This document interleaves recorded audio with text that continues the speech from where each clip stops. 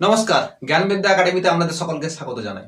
আজকে আমরা শিখতে চলেছি যে কোনো সংখ্যাকে 5 দিয়ে গুণ করার সহজ উপায়।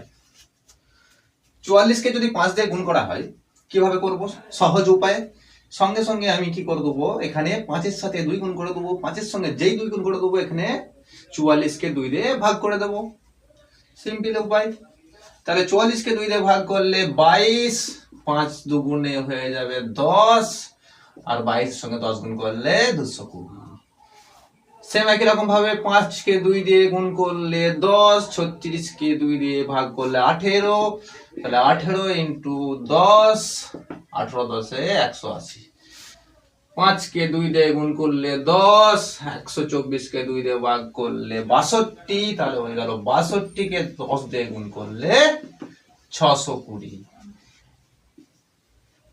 এটা তোমাদের বাড়ির দায়িত্বে চলে গেল। Thank you so much for watching this video. যদি ভিডিওটা ভালো লেগে থাকে চ্যানেলটা সাবস্ক্রাইব করতে ভুলো না।